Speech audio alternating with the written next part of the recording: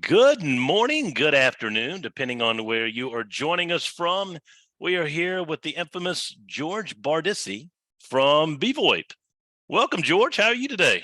I'm doing all right, Scott. Just got back from Arizona at the Super Bowl, with the rest of, 60% of the stadium coming back here to Philadelphia. And yeah, long flight home, but here we are. It's a Tuesday and unusually warm here in Philadelphia and doing okay. How are you doing, Scott? I am good. We're supposed to actually get up in the 80s here Wow. in South Carolina this week, and then I think it's supposed to get cold again. So I'm a little confused. Do I wear shorts? Do I wear long pants? But honestly, I wear shorts year round. So I hate being hot in my legs. So Yeah, you should spend time with Ken Pattison up in Boston when he's wearing shorts outside shoveling. shoveling snow. Yeah. Well, my wife always, says, "Come on, don't you want to put some pants on? People gonna think you're crazy." But I'm like, I don't know. But then I'm in the grocery store with her, and I see three other guys wearing shorts, and I'm like, "See, he's If it's got the 80 ticket." degrees outside, Yeah, shorts are definitely allowed. There's no violation there. If it's 10 degrees outside, I think that's where you'll get the what is that guy doing? No different than when the people go to the sports games. It's like yep. negative temperatures. You're watching, like, I don't know, the Green Bay Packers or something, and you got the guys with no shirts on. They're painting stuff on their chest, and it's like that guy's gonna end up in the hospital. He's crazy. Yeah. Well, admittedly, it hits 30 a lot here, 30 degrees, and I am a shorts guy in 30-degree weather. So Okay, well, let's make sure that it's not a breezy, windy day during those 30 degrees. that's right. That's right. All right. Well, look, I want to talk about the integrations of phone systems and tools that we all use in our IT business. Scott, when we started bvoip back in 2014-ish, really Okay. going into 2015, this was one of the main questions we had in our own IT services company at the time, which was, man, everybody has this investment in ticketing systems and monitoring tools and RMMs and dashboarding and reporting and all this other stuff. And, like, I don't know, the message, the marketing, pitch, the single pane of glass, the one place to Yep. rule them all, the hey, you don't have to jump in between all these systems. You can, like, have them talk to each other. Well, at least it sounded good. I don't know if anybody actually got there, but it sounded like that's what we all wanted and needed. I would say maybe that was more of a dream than it was a reality in a lot of cases, but I digress. But So when what it happened? Why were we not able to, bridge the gap, so to speak? Well, listen, I mean, Scott, I've been to hundreds of industry events over the years. I would even argue I might be into the thousands. Okay. And every show floor that I've ever walked down, every vendor table that I've ever passed, listen, they want you to swipe the card right there. Swipe, swipe, swipe, swipe. And I'm sure you've talked to plenty of people, Scott, where, like, 6 months later, they look back, they're like, hey, I bought all this stuff, but I actually didn't turn it on. And that's, probably because of time, right? They just didn't have enough time, or Sure. they thought it was a good idea, but, like, they never delegated that to somebody else, maybe because that person didn't exist, or, they just literally, a lot of these smaller shops, like, it's a bandwidth thing, right? There's only so many hours in the Sure. day. The whole idea of integrations and tools and automation and workflow and all this other stuff is so that you can do more with less people, right? I mean, that's Okay. really the idea, right? You can be more efficient, you can, spend less time, you can be more consistent. And listen, just recently you've had a couple of companies integrate Chat GPT into their tools, right? Atara is one of them, which is on the come up here in IT land, MSP land. And then you have ConnectWise in their, I don't even know how to Asiago. I forget how you say their new ConnectWise RMM, whatever they're calling it. Okay. They just announced it. So, like, the idea here is, like, why aren't all these systems actually being more intelligent? Not knocking anyone specifically. I think the industry as a whole painted a great picture, right? Saying, hey, Sure. listen, you can run a $2 or $3 million shop with 2 or 3 people. And I'm like, oh, well, not many people have probably done that, Scott. I think it's just very hard to get there. If you're an automation guru, you're a quasi developer, I guess the term for it is DevOps guy, Mhm. and you can write scripts and you can automate things. And like, I'm not talking about it comes in the box. The box is like a shell, and you got to actually fill it with stuff like coding stuff. I would say most MSPs, and let's quantify here, Scott. The majority of MSPs, I know, depending on who you talk to, it could be 95,000, 110,000, 150,000 MSPs worldwide. Somewhere it's a pretty large gap Sure. depending on who you talk to. But what most people agree to is that about 75 to 80% of them are 10 employees and below. And actually, I would even argue maybe even 5 employees and below, right? So Okay. there are big shops, and you always hear about M&A and all this stuff happening at the top end, right? Right. And then you got the rest of us, out there who are not mega companies, right? They started their IT companies out of the basement, out of the garage. Maybe they're in internal IT. They bumped out because of whatever reason. They started their own Sure. IT shop. But the problem is that systems admin and like networking and what has been traditionally IT related work up until the last few years is not developing software, right? I mean, they're using tools, they're Yep. using technology to make their lives easier, but they're not actually coding those changes, right? I mean, some people have started to go down that road, but they're not full-time developers, Scott. They're Sure. kind of like feeling their way through PowerShell scripting and RMM tools and scripts and all this other stuff. So anyway, why did we never get there? I think it was a big dream, Scott. I don't think, even Elon's trying to build Tesla, right? I guess, he was trying to recreate Knight Rider. It's not quite 100% there, right? I mean, it I takes think it's got a time. ways to go still. I agree. I was just driving one, this past weekend because that was the only car they had available for rent. And I'm like, man, this screen is thinking like there's a truck in front of me, but there's nothing. I don't know what's going on. I'm hopefully not going to do the self-driving thing anytime soon because that could be bad. So my point is, I think it was a great marketing dream. I think it was a great vision for like the collective in the MSP sandbox, I like to call it. I just don't know if we ever got even close to the sun, right? I just Sure. think, like we're still actively working down that road. Some cool things have popped up recently, like, autopilot for Microsoft, where you can like provision a new machine out of the box and it pulls down its template. And this concept isn't new, by the way. They call it zero touch provisioning, right? Where you can bring your, configure your stuff out there. But bottom line is there's still a lot of pieces that aren't connected. There are. And I would argue the pieces that you can get, are they pound for pound, right? Have you done this, Scott? I know last time we did this, we kind of went through an exercise, but like if you actually looked at the money you spend on all of the tools and the systems and the SaaS apps that you buy, Sure. versus either what you're charging for them in the right-hand column or the time savings that you're supposed to be getting to, does it actually work? And balance out. I don't know. Exercise? A good business owner should be making it balance out because they should be analyzing all those metrics. Here's the problem. It takes more time to figure out the metrics and then how to calculate them than you probably have. And so here we are again. That's true. So going back in the DeLorean to 2014, 2015, I'm sitting here, I'm in an IT services company. I'm asking myself, so I made an investment in the ticketing system, PSA. I made an investment in a dashboarding or reporting tool. I made an investment in a documentation system. I made an investment in an RMM tool. I have a remote access tool. I have an invoicing system. Like all of a sudden, I'm like, I don't know, dozen plus systems deep just to like turn the lights on. I haven't invoiced anyone yet, right? This That's isn't true. like to the end customer, they don't see any of that. That's just to like run the business, right? Yep. So then, and by the way, I argue these metrics are still very much the same, although depending on who you talk to, they feel differently. That like still 50 to 60% of all inbound service requests are not done by email, by ticketing portal, by chat, by SMS, by like literally they're picking up the phone. Do you agree or disagree with that?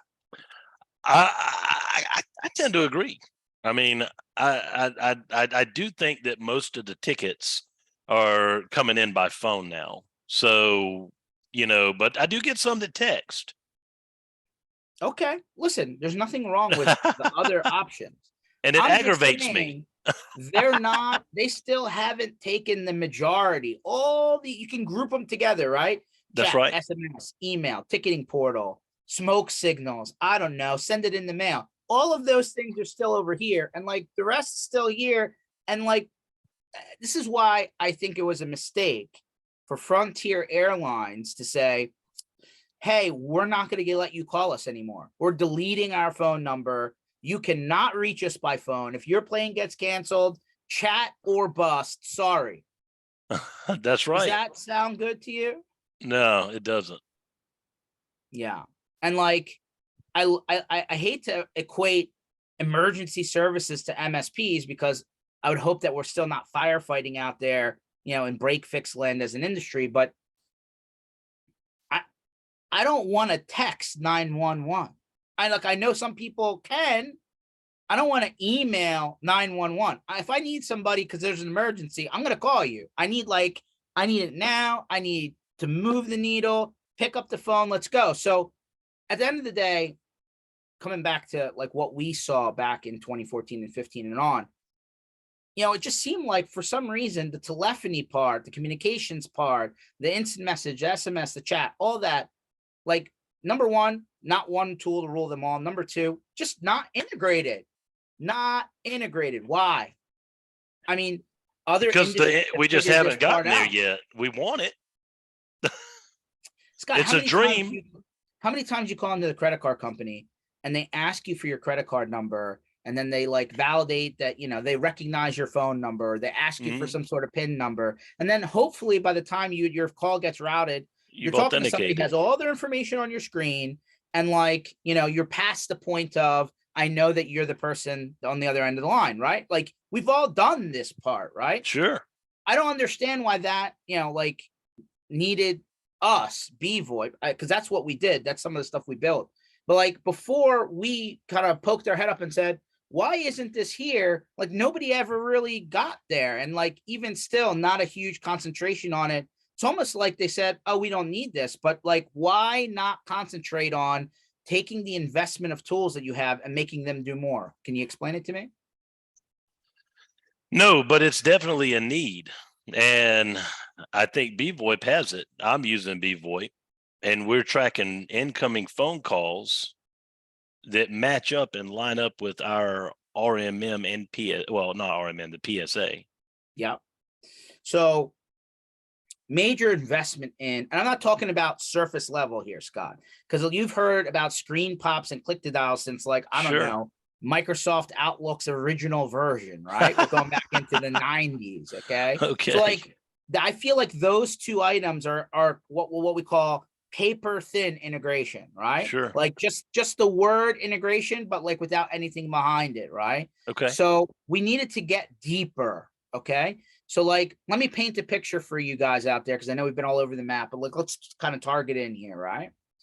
So number one, when you have calls coming in, some people have the concept of a dispatcher who are fielding calls and then getting the information into the system and then routing that call somewhere. And other people just go live to tech, right? I guess it depends on the size of your business. But like, when the call comes in, what's the lowest common denominator? Probably the caller ID, right? I would think. And like, if I can take the caller ID and match it up with the contact or the company that's calling in, I'm already half the way down the football field. And now is this a new or existing issue? And if I can see that on my screen, now I'm at the 25-yard line, right? And now I just need to understand what's happening from here. Isn't that better customer experience than who are you and why are you calling, and let's start all over again? Absolutely. Or let me go a step further. Scott, what if I could prompt the person calling in to enter their ticket number or enter a PIN number in order to identify who they are, right? So let me break those down. Let's say I call in and it says, thanks for calling George's IT. Is this a new issue or existing issue?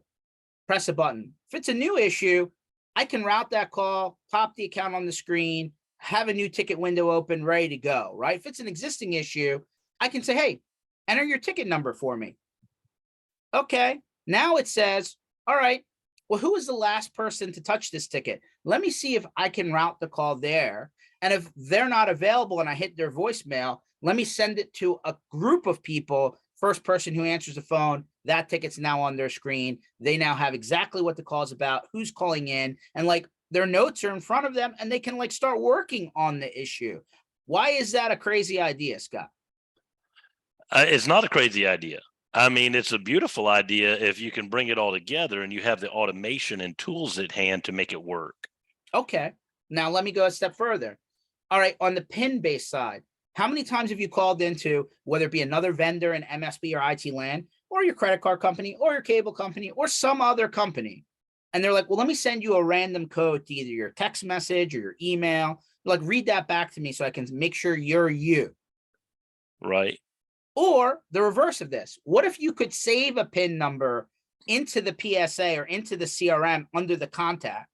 And when they call into the auto attendant, they got to type that PIN number in order to get where they're going, or else like you're basically gating your support a little bit. One, I want to validate that you are who you are. And two, I don't want everybody and their mother to call unless they're supposed to get access, right? Maybe they're a contracted customer versus a break fix customer, right? Or something to that nature.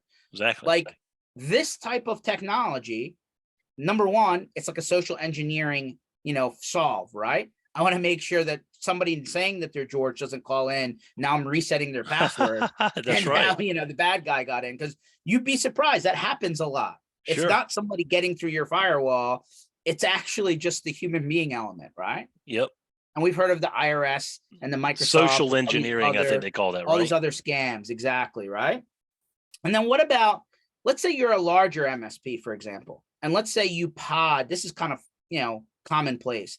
Let's say you have groups of techs in your service desk, right? Okay. And like the reason you group your techs together is so that when calls come in, they go to the same group of people because they're more familiar with your account rather than having to read notes over and over again, right? Okay.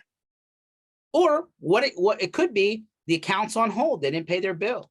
Call comes in, you want to route them to somebody who can take that payment, right? Maybe it's an account manager, maybe it's an accountant, maybe it's the owner of the business. Like, but your point, if they're behind in billing, that call needs to be routed to billing first. Correct. So like being able to target route your calls to outside of the normal call flow, right? Yep. I'm listening for all of the phone numbers, for all the contacts in the CRM or the PSA, and now I'm saying, got to go over here now automatically. So, but you have to have that does take a little bit of interaction though on the customer side as well, because they have to populate the information for you, correct? No, I mean, if you're the accountant and or the business owner and you're looking at it and you're like, well, the pizza place down the street is a customer and they're 3 months past due, you can set it up so that anytime anyone from that pizza place where the number's already in the PSA, they can immediately get routed to. So you can review and analyze your own analytics. Correct. Gotcha. Okay. So my point to you is, and these are just like, I'm scratching the surface on some of the things that are possible, right? Let me go another step. How many times has somebody called in, Scott? And it's a customer. And sometimes, sometimes you have customers that are pain in the ass customers. And accordingly, you should charge them more, to be honest. I call them the pain in the ass. No, we don't have pain in the ass customers. That's not my term. You should absolutely charge more. But like, let's say a customer calls in and they're like, your guy said this, and this is what happened. And like, the whole thing's not right. And like, you need to fix it. And you're like, I have no idea what you're talking about. Like, I need to go figure out and then like, it's a he said, she said, we run into this all the time. Call recording, such a simple feature, but let me go a step further. What about call recording that automatically shows up in the ticket? So imagine, I like the word automatically that you used. Yeah. It automatically shows up.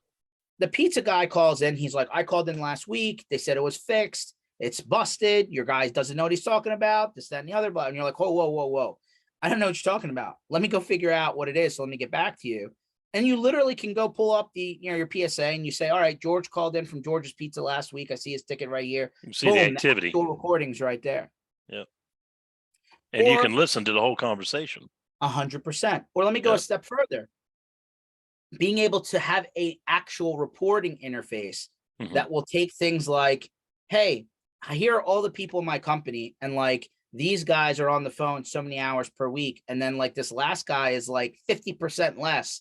What happened? You know, like especially with working remotely, which is now commonplace, or hybrid working, whatever you want to call it. Sure. Like you kind of need people to be a little bit responsible, but like what are the checks and balances, Scott, to make sure that these people are working, or that your customer is saying that the information is valid, right? They're not just imagining a conversation. So like as a person managing a company, I want to be able to see call data and ticket data potentially kind of mesh together, right? So I can create information that makes more sense to me and understand, are things running smoothly or are they off the rails? Makes sense. So I'm just trying to, like, this isn't a hypothetical now, right?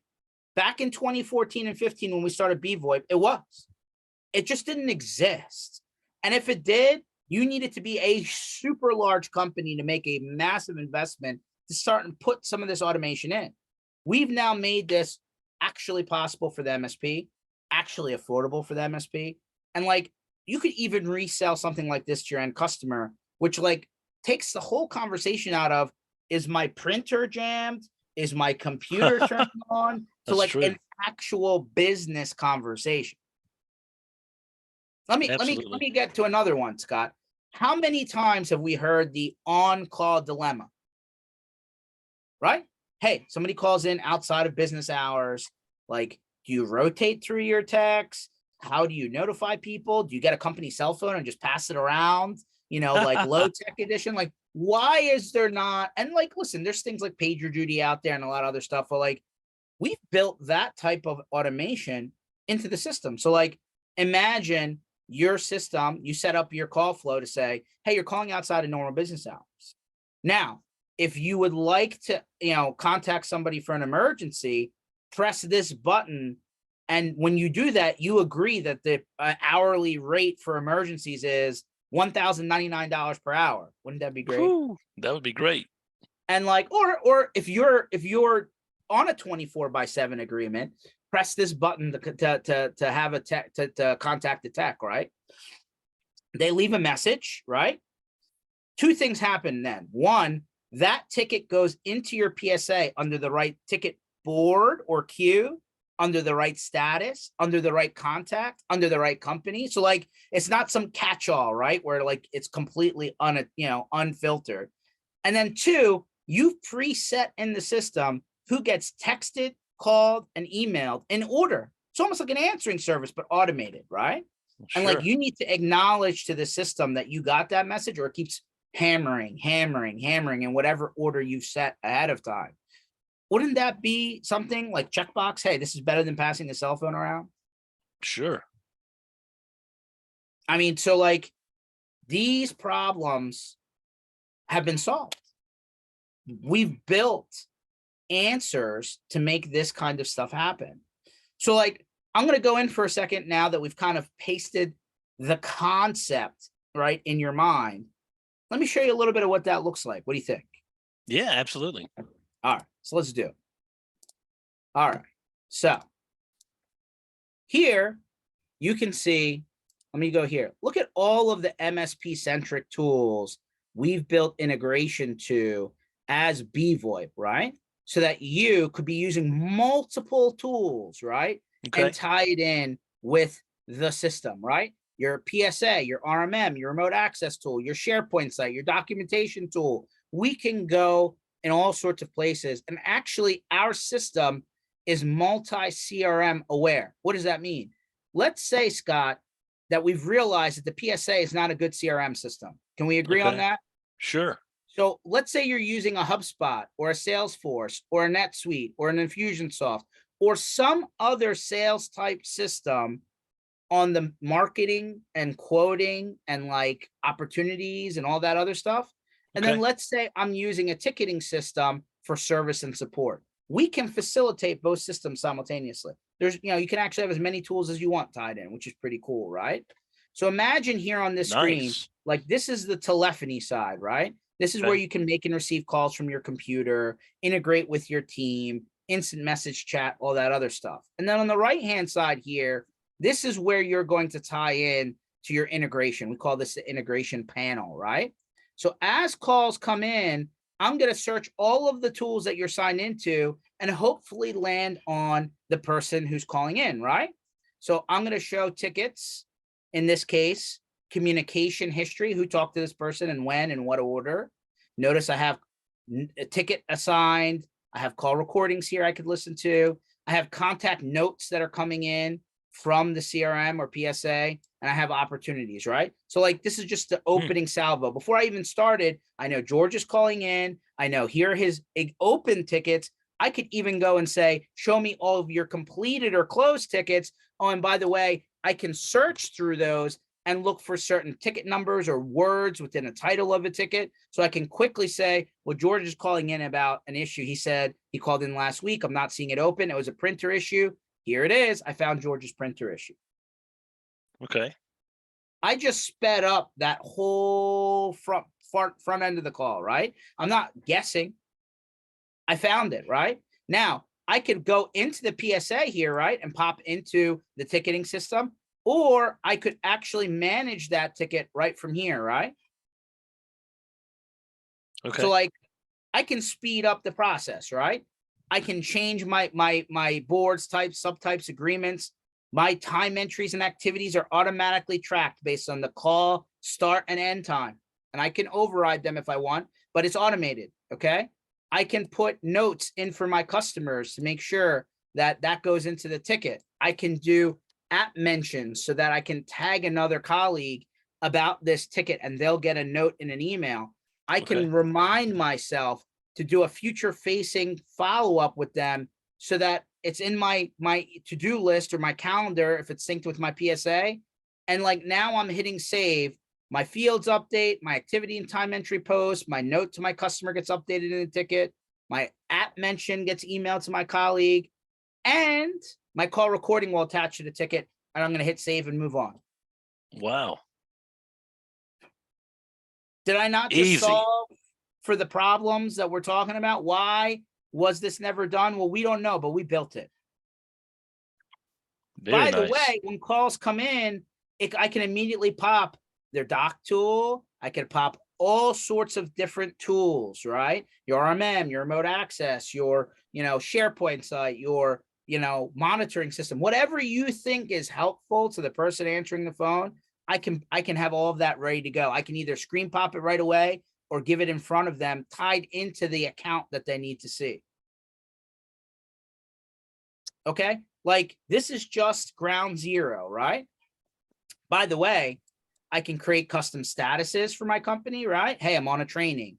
I'm on site at a customer. I'm in a meeting. I can change what outbound caller ID that I call from, so that basically if I have different business units, I can actually change that on the fly. I can add customer notes to the PSA or CRM so that this shows up in their contact record. Or I could literally just go in and create new tickets or new opportunities, right? And then be able to actually go in and just populate that data without having to go through multiple screens. Isn't that closer to the idea of not having to jump around? That's closer to the single pane of glass for sure. Okay. All right, let's go a step further, right? Now I want to have reporting options. Oh, by the way, this is one of my favorites. Remember that PIN code, right? Yeah. Where I can send the random PIN code to my email or to my SMS, right? And then say, hey, can you just repeat that back to me? I want to validate you. Okay. So let's go to reporting for a second, Scott. Let's say I want to say, hey, I want to see the last 30 days and I want to see support calls, right?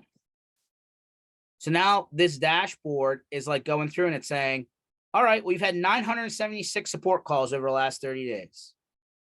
That's a combination of inbound calls, internal calls, outbound calls, all together, 976, right? And all of this data is drill downable, right? I can click on any piece and see all their call recordings. I can see all their call logs. I can go in and see who dealt with who, what tickets, if they're attached, and literally begin to play that right here on my screen as a manager or supervisor.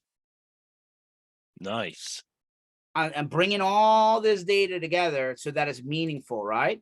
Or what happens, Scott, if you're like, hey, I want to find out how many customers call the specific number that I'm advertising. Let's say you have a dedicated support line and you want to, Okay. you know, or let's say you even assign a specific phone number to each customer, right? Maybe they're big enough that you give them a dedicated number, right? Oh, wow. You can actually filter off of that, right? And be able to create reports on the fly to see how things are going. Okay. Or let's do the reverse of that report. What happens if you want to understand how many like you can actually take all the numbers out of your PSA for the cell phones, the direct dial, the landlines, populate this, and now I can see every inbound call from your customer over a set period of time. Okay. Okay. I'm giving you flexibility that you can actually start to understand what's going on. Or let me go another way, right? Hey, you have people working remote, Scott, maybe? What if I want to know what their availability was in the system? Uh-oh. Let me change my time filter here. Might be something broken. My bad. We'll fix this report. But basically, what if I want to see what everybody's status was Sure. throughout the day, right? So you can see what's going on. Let me pop into a couple of other views, right? As you get larger, this type of stuff really helps. What about a supervisor view, Scott, where you can see everybody's daily, monthly, and queue stats in one place and begin to group your people together so that you can see what's happening across different groups of people. I can do that also in a custom wallboard standpoint that you would throw up on a different monitor or a different queue so that you can actually see, you know, what's happening in real time, and you can figure out, hey, how are my support team doing? How are my sales team doing? How's my account management team doing in real time? Okay.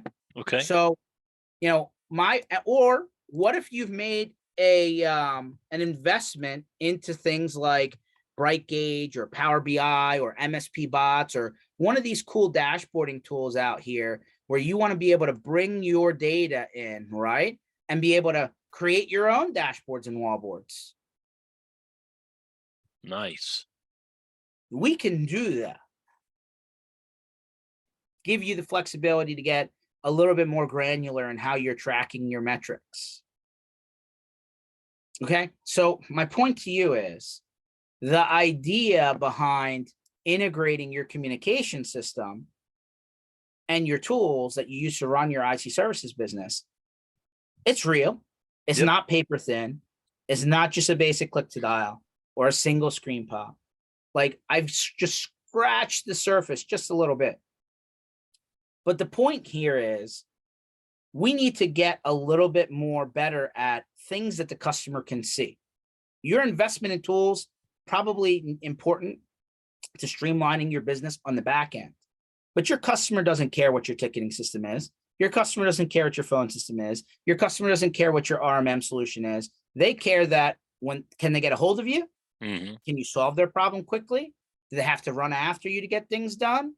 And what is their experience? So at the end of the day, we can streamline that using new technology. And we've been building this as bvoip since we started the company. So our goal here is not just to make the phone ring. I mean, I think everybody can do that at this point. Some better than others, but you know, it's not rocket science. What happens before, during, and after the call? What happens before, during, and after the chat? What happens before, during, and after the SMS message? What happens in terms of visibility? Do you know things are happening? Are they off? Are they on? Are they working? Are they not? Are your customers repeatedly calling in? Did they have a bad interaction with your employee? Are your employees holding their weight? What's going on in your business? Real-time communications is like in the middle of that story. We said just not too long ago that still a lot of the communications in terms of support requests are still heavily non-electronic based, right? They're picking up the phone, they're calling you, right? Mm-hmm. We need to make that situation better. So Agreed. That's kind of why when I started this call, I said, hey, the idea of your systems talking together, yeah, we're all drinking that Kool-Aid. We all want that to be true. Exactly. But how well does it work, and does it actually automate your workflow? Unfortunately, I think for a lot of people, the answer is no. If they're not using bvoip.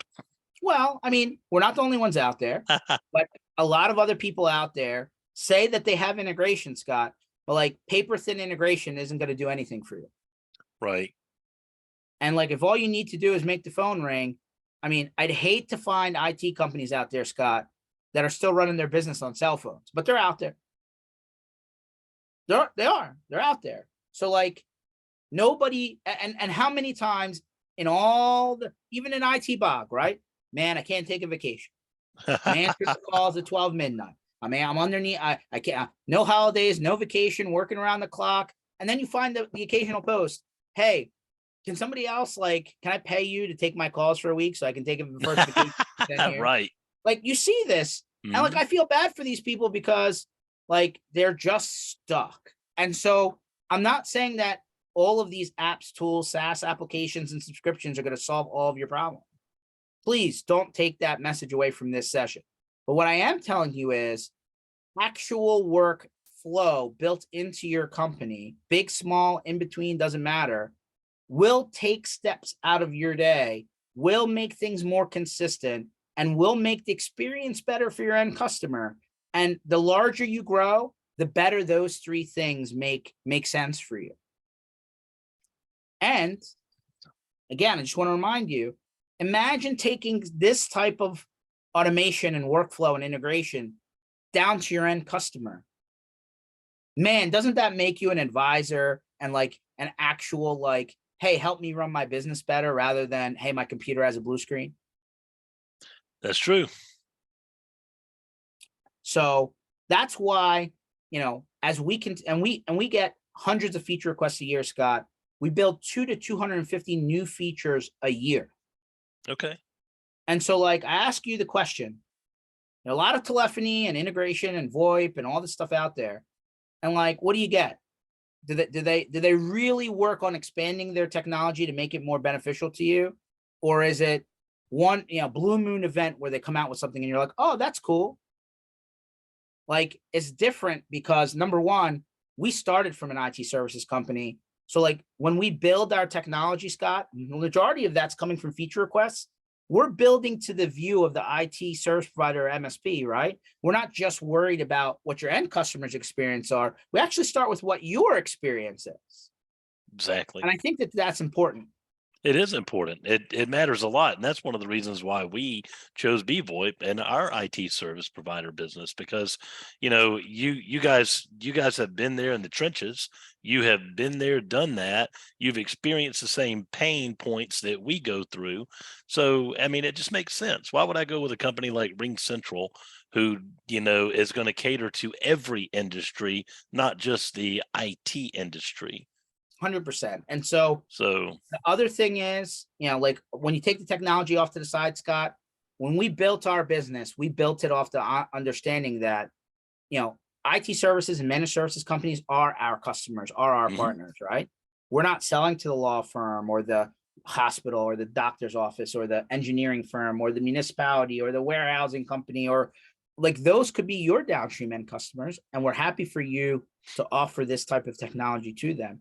But at the end of the day, like the MSP or IT service provider is the way that we grow as a company, right? Sure. So like when we designed this whole company, it was based on that. And like, by the way, we understand not everything's going to work for everyone. How about the concept of, when you sign up for this type of stuff, there's no long-term agreements. There's no 1 year, 2 year, 3 year lock-in. I'm not going to handcuff you so that you can't get out and you have to put in your cancellation notice on day 62 and a half in order for it not to renew. Like there's some very like not great business concepts in traditionally in unified communications land, telephony land. That's not how bvoip. So like we want to build cool things. We want your business to grow. We can also make the phone ring. But we also want you to be comfortable that you're not going to get locked in. If it doesn't work for you, it's okay. Like we obviously want to make it, good and beneficial for you. But like if it doesn't work, or if you turn out that you need to offer something to your end customers and you and your end customer split, it happens. Nothing stays forever. You're not going to be locked into a minimum. You're not going to be locked into I can't get out of this because it's not, either I don't have a customer on the other end of this bill, or maybe it's not working. Maybe I lost some people. My business has changed. The requirements aren't there Sure. anymore. I get it, right? And like, hopefully 2023 doesn't turn out to be the way that we all hear that it might. But like, we don't want you to be in a position where you're like, your back's against the wall. So if that doesn't show you that we're invested into the community, I don't know what does. And like, at the end of the day, I want people to actually see not just an empty box, Scott. Like, whether you have to spend the time to make it work for you, I want the car to run when you get in. Exactly. So there it is. That's the whole idea of taking maybe your existing tool investment, because I know a lot of people have them, and saying, hey, let's connect them in the middle here so that they actually do more for us than just separate islanded systems. Well, George, I want to ask you one last thing before we hang up this call. And actually, you brought it up. I have been following it about for the past month now. What is the technology called again? The AI technology with the chat. So the company's called OpenAI. Okay, OpenAI. One of their products, or they're the one that they released, is called GPT. Right. Okay. So Which, how does that integrate? How does that play into, you mentioned right off the bat, 2 vendors who already were integrating it into the RMM or the PSA. So what does that benefit? I'm just trying, when you said that, I'm thinking, how does that happen? That's a good point. So on the ConnectWise side, the idea that Chat GPT can write scripts for you. Okay. Like, you can ask it to write a printer install script, and is Chat GPT flexible enough to go out there and build it for you and say, here you go. Okay. And then on the other side, Atera, who was the first one, even though I think they both claim it, Atera, which is again an up and coming, kind of a kind of company, right? And I just found their website. I'm going to share it right now. And okay, here we go. So it says how OpenAI inside Atera can help you save time and generate scripts, right? Same idea, right? So I think they kind of it's really about scripting. I think so right now, but it could it's also not be to type a ticket. It's not to come. Could we record? Maybe it could be. Imagine it's like, a lot of people in tech land, they're good technology people, but they're horrible communicators. Let's be honest, or not good great communicators. Right.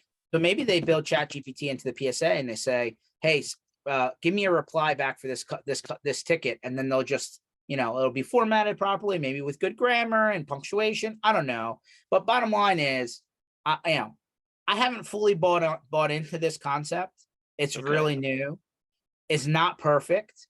One could argue if Chat GPT, and I was on Brad Gross in another session, legal guru over there. If when you go to Google and you type in a Google image search, the images that pop up could be copywritten. Could.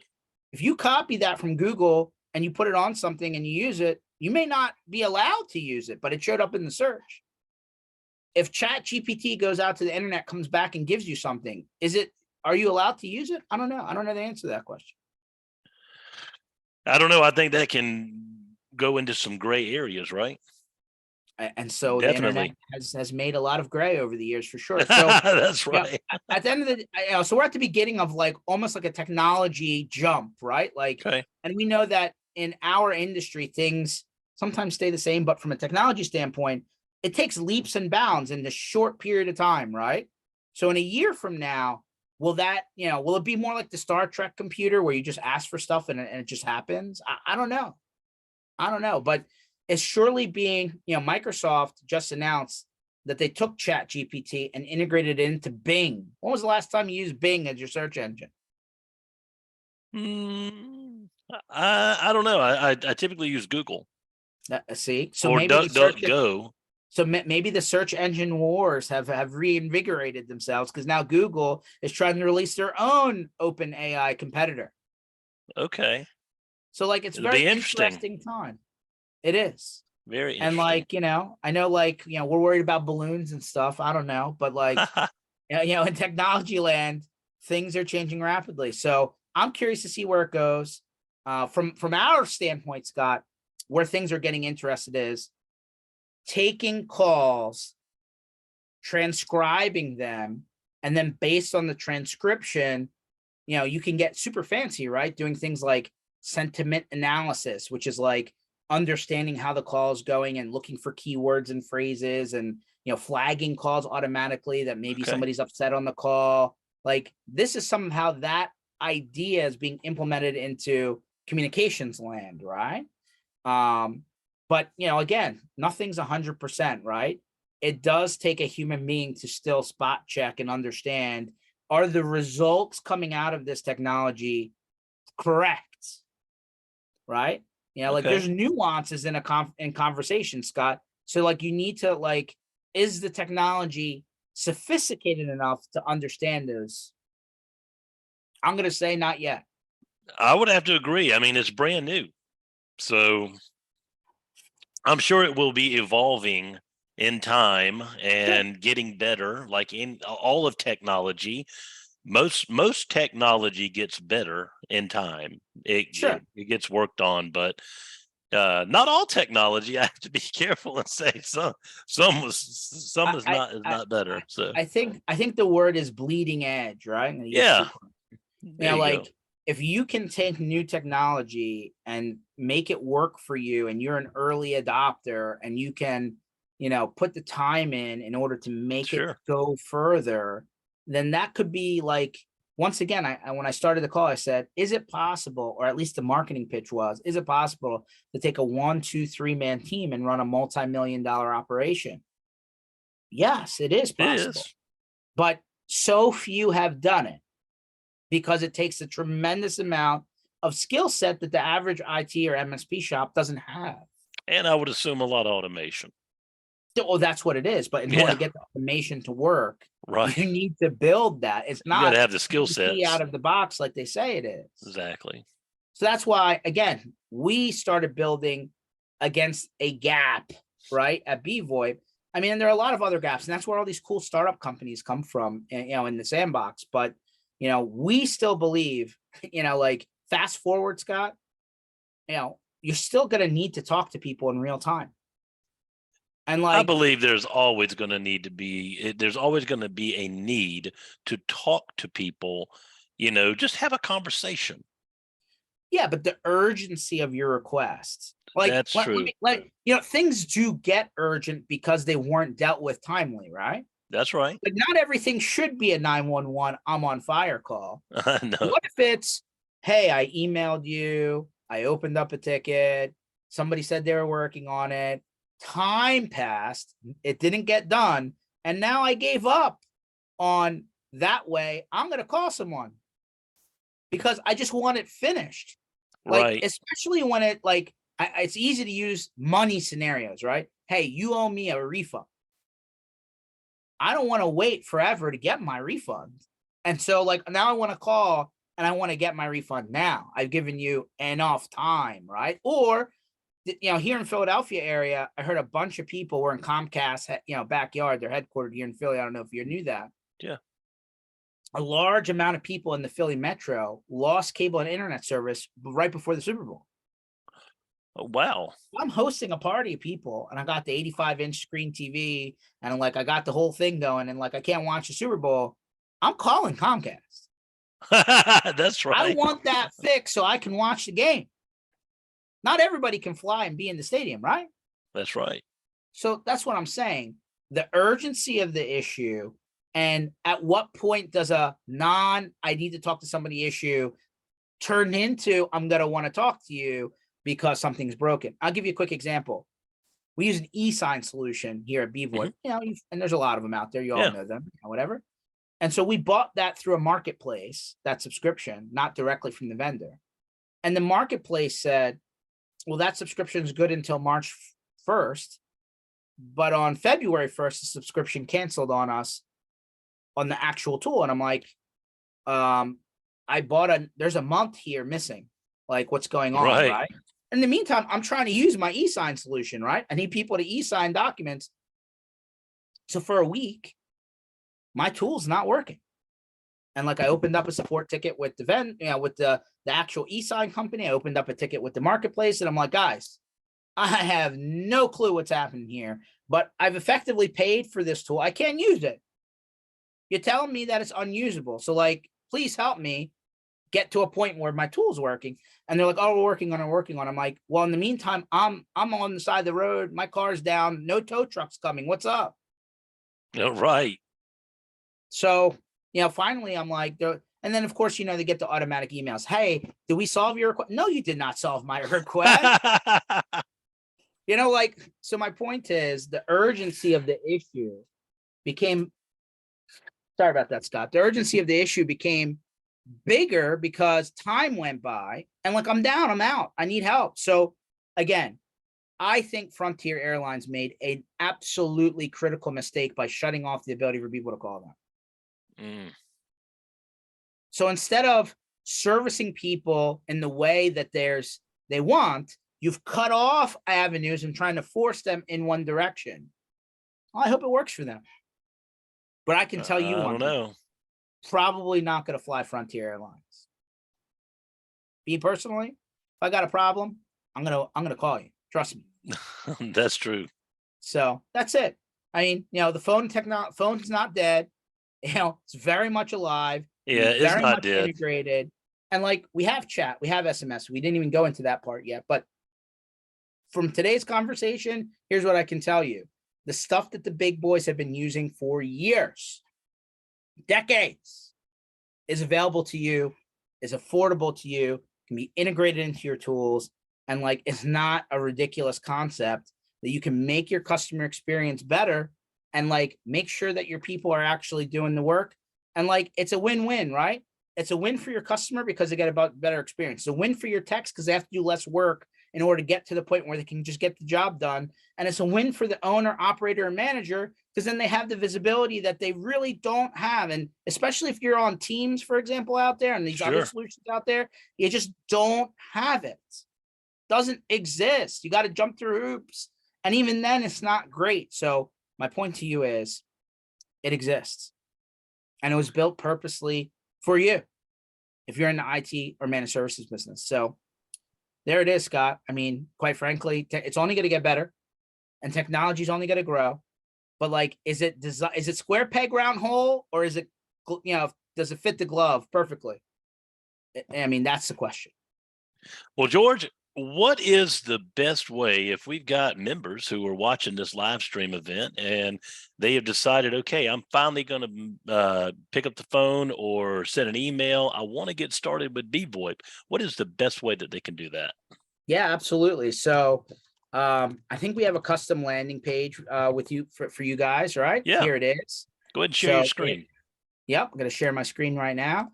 It's offers.bvoip.com. So offers.bvoip.com/ITBOG, ITBOG. All right. Fill in your name, hit submit. You're going to talk with me, right? Directly to the man. We're going to set a time. We're going to chat. We're going to see if this is a good fit for you. Okay. And like, hey, if it isn't, we're just going to be honest with you. And if it is, we're going to be excited to see if we can make this work for you. But at the end of the day, no pressure here, right? Like, it's just a conversation. Well, how long have I been with bvoip in my IT business, George? Has it been, I know it's been at least a year. I would think maybe even 2? A little bit more, right? Maybe closer to 2 and a half. Yeah. Okay. Well, I've got to tell you, let's just say a year and a half in, we are extremely happy with the bvoip solution. It serves all of our needs. I love the certain features that we have and are able to utilize. There's too many to name, but I will just say that it is night and day different from who we came from, and we came from Ring Central. So not only do we save money every month from Ring Central, because the bvoip solution has been cheaper for us than Ring Central was, it just works. It works with what we do, and we are very happy and don't see the need to move or anything. So, well, I'm very happy to hear that. Listen. Happy Valentine's Day, George. That's awesome. That's music to my ears. Thank you. I mean, I'm happy to hear that. And like, listen, at the end of the day, guys, I didn't say this in the beginning, but it's worth mentioning, right? Like, we don't have any outside financiers. There's no PE VC companies behind bvoip. Sure. We literally bootstrapped this company out of an IT company. and said, we can help the community with these issues. So like, we actually care. I don't know how else to say that, because I definitely care. And that's why we Yep. started this thing. And you know, we don't like to force you into a corner. I know I said that before, but like, if this is good for you, awesome. And if it's not, no big deal. We're not going to call you every day, twice on Sunday during the Super Bowl and say, bye, sign a 3-year contract. I'm not trying to be ticky tacky. I'm just being honest. Like, we took a very old school model and we just said, hey, if we do a good job, you like your service, you know, you have access to support, you know, you can get a hold of us, you're happy, like Scott, then awesome. We're going to be working with each other. And if it's not for you, it's not for you. I'm not going to force you into a situation that doesn't work for you. And nor do we want that for you. So I don't know And how else to say that. I also got to compliment your team on something. You know, I think that we had spoke before I actually signed up with my IT business. We had probably spoke and talked about this for what, 6 months, George? Yeah. So, I mean, there was a time where we had reached out and expressed interest. But the one thing I want to compliment you on and your team is over that 6 month from the time we first started talking to the time that we actually signed up, not one time did I get a cold call from your team with an unavailable number on my phone. Or you know, nobody called from your company and said, hey Scott, just wanted to see if you're still interested in our solution, hadn't heard from you in a couple days and just wanted to see if we're still top of your mind. You know, that never happened. And you know, I don't know, I just, there's a lot of vendors in the channel who operate like that, and bvoip does not. So I can't. I mean, listen, you're 100% right. It's part of a lot of the blueprint of a lot of companies. Again, we understand. You know, people get busy. Sometimes it's not, you know, the highest priority. Maybe you're just looking into things. You're not in a position where you're ready to make a change. I mean, listen, it's part of the ebb and flow, guys. I know. I've been there, and like, sometimes people set certain times of the year. Like maybe if it gets a little less busy for you in the summertime or whatever, that's when you look into things. Whatever it may be. Bottom line is everybody has a different time situation, right? If it's That's urgent, right. we're going to help you as quickly as we can. If it's, hey, you're just doing a drive-by window shop, that's cool. We'll talk to you too. But I don't want you to like, you know, block my number because, or, you know, the one I think that really bothers people, Scott, is like they take a number that's like local to you, right? So it Yeah, looks like your somebody same from like area your code. town. Yeah. And like, you know, no offense, but I think that that's a little bit not cool. Like, and then here's the worst part. This is new. They start texting you on your cell phone. Yeah. Yeah. I would actually use the word predatory there. So That's how I feel. I feel like they're you know, they're a predator whenever I have that happen to me. It's yeah, very predatory to me. low pressure. Like again, I understand why they do that, Scott. Everybody's have these quotas and like they Yeah. have to hit certain numbers and like there's some pressure behind them by the finance and investor people and like I get it, but like we're not in that situation, which is great. And like we can kind of just have a cool, calm, collected, almost like we're having a drink at the bar. If you're somebody who does that, and like we just have a you know, hallway conversation and like, you know, like we hope that this is something cool and that can fit some gaps and, you know, like no pressure. Well, That's good. how we I've got a great idea. I'm gonna, when we hang up, I'm gonna go into bvoip, into my dashboard, and I'm gonna block those unavailable numbers so they don't even ring my phone. you absolutely can do that. Yes, 1-800 block. Yes. Yep. Yes, you can do that. It's a shame. And you know, hopefully other people out there in the industry are listening, but I would lean on the more conservative side. I know that's not what you want to hear. I know that your salespeople probably don't like that, but you know, if Yep. you're a little less pushy, I think that you'll have better results. My 2 cents. I agree with you, George. Well, look, thank you so much for the time. We've managed to stretch it out an hour today. So All I'm good. I needed some like, you know, some couch time to like get over my Super Bowl loss woes. So it's all good. I was thinking about you. I was like, George is gonna be bothered with this one. But it was Yeah, close. It was I was close. very bothered. Horribly bothered. Like, no offense, but if you spend $800,000 on a field for the Super Bowl, I would hope that that field is not like, an ice skating rink, but apparently it was. And I mean, listen, I guess the best analogy I had was somebody that one of the Fox shows said, it's like, hey, if you're a cop and somebody's going 5 miles over the speed limit, are they technically breaking the law? Could they be cited? Yeah. But should you? No. You know what I That's mean? right. Like if you're calling the game the same way for 3.99 quarters, and then you get to the last 2 minutes of the game and then you change how you're calling the game, it seems it's like that's 5 miles over the speed limit. Just what? Yeah. You really Seems shouldn't. predatory.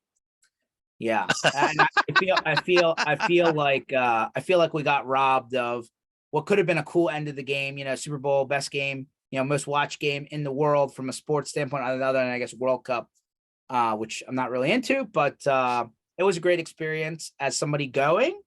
But as a fan, yeah, I think my team did great. I think that they got robbed at the end, but such is life. Well, we've always got next year's Super Bowl, so hard to get back to Super Bowl, Scott. Let's be honest. Let's be that's honest. right. Appreciate All you, buddy. right. Enjoy those Yes, shorts. sir. I will. I've got my shorts on now. All Talk right. soon, We'll my see friend. you, George. All right. All Take right, see care. ya. Bye bye.